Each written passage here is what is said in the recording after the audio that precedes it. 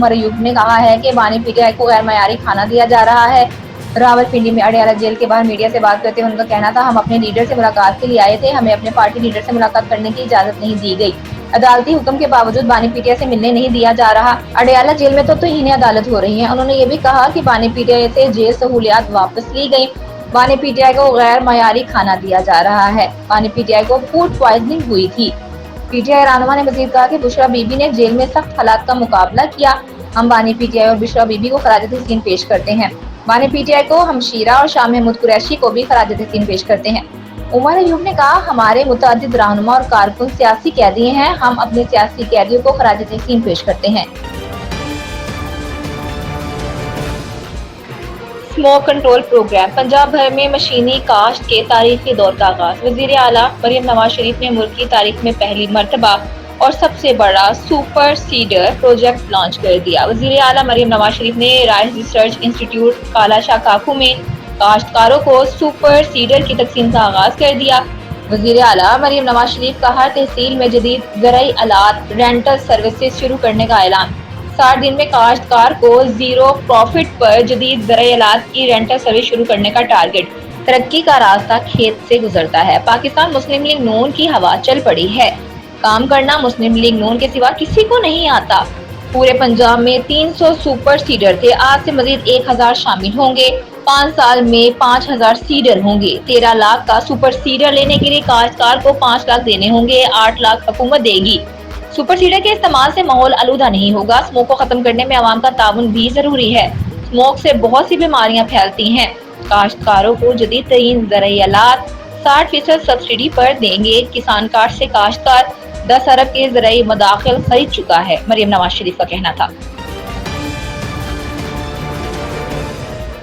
امیر جماعت اسلامی کراچی منم ظفر نے کہا ہے کہ سائفر لیک سنا تھا، سندھ میں پیپر لیک ہونا معمول بن گیا۔ ادارہ نور حق کراچی میں پریس کانفرنس کرتے ہوئے انہوں نے کہا، 22 ستمبر کو پورے پاکستان میں ایم ڈی کیٹ کے امتحانات ہوئے۔ صوبائی حکومت کی نااہلی کی وجہ سے ہزاروں طلبہ مشکل سے گزر رہے ہیں۔ منم ظفر نے کہا، پچھلے سال بھی ایم ڈی کیٹ کا پیپر 2 بار لیک ہوا۔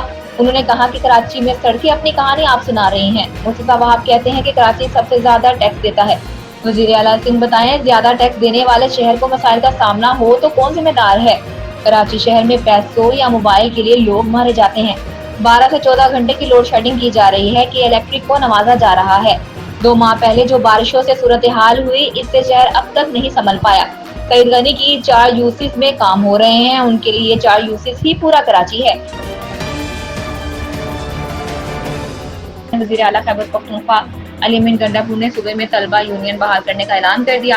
پشاور میں تقریب سے خطاب کرتے ہوئے انہوں نے کہا، طلبہ ہمارے ملک کا حصہ ہیں، اس ملک کی پہچان نوجوانوں سے ہے۔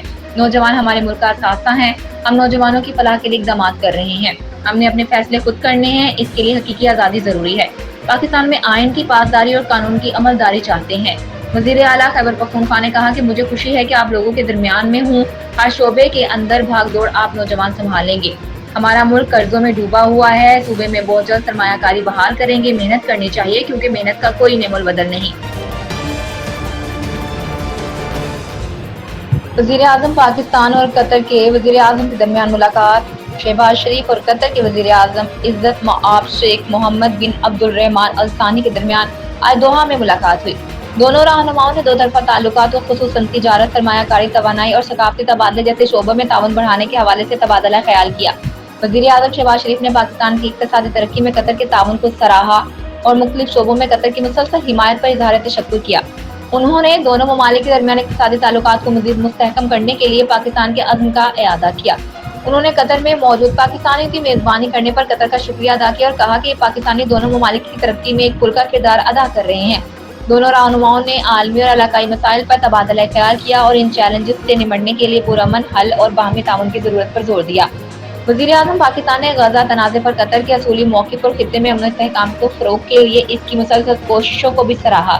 شہباز شریف نے تنازع کے حل اور غزہ کے عوام کے مسائل کو کم کرنے کے لیے قطر کے انسانی ہمدردی کے اقدامات اور سفارتی کوششوں کو بھی سراہا۔ انہوں نے مشرق وسطیٰ میں دیر پا امن کے فروغ کے لیے قطر کی اہمیت کو تسلیم کرتے ہوئے مذاکرات کی سہولت کار اور علاقائی تنازعات کے منصفانہ حل کے لیے قطر کے کردار کو سراہا۔ قطری وزیر اعظم نے خطے میں پاکستان کی اسٹریٹجک اہمیت کا اظہار کرتے ہوئے اقتصادی ترقی اور علاقائی استحکام کے قطر کے ویژن کے مطابق پاکستان کے ساتھ تعلقات کو مضبوط بنانے کے لیے اپنے عزم کا اظہار کیا۔ قطر کے وزیر اعظم نے افغانستان سمیت خطے میں امن و امان کے فروغ کے لیے پاکستان کے ساتھ مل کر کام کرنے کے عزم کا اظہار کیا۔ دونوں رہنماؤں نے تعاون کو فروغ دینے اور ترقی کے نئے شعبوں کی نشاندہی کرنے کے لیے اعلیٰ سطحی تبادلوں کو جاری رکھنے پر اتفاق کیا۔ مزید برآں وزیر اعظم شہباز شریف نے قطری سرمایہ کاروں کو پاکستان کے متنوع اقتصادی شعبوں بشمول زراعت، انفارمیشن ٹیکنالوجی اور سیاحت میں سرمایہ کاری کی دعوت دی۔ انہوں نے غیر ملکی سرمایہ کاروں کے لیے سازگار ماحول فراہم کرنے کے لیے پاکستانی حکومت کے عزم اور حکمت عملی سے قطری وزیر اعظم کو بھی آگاہ کیا۔ شہباز شریف نے قطر کے امیر اور وزیر اعظم شیخ محمد بن عبد الرحمن ال ثانی کا پرتپاک مہمان نوازی پر شکریہ ادا کیا۔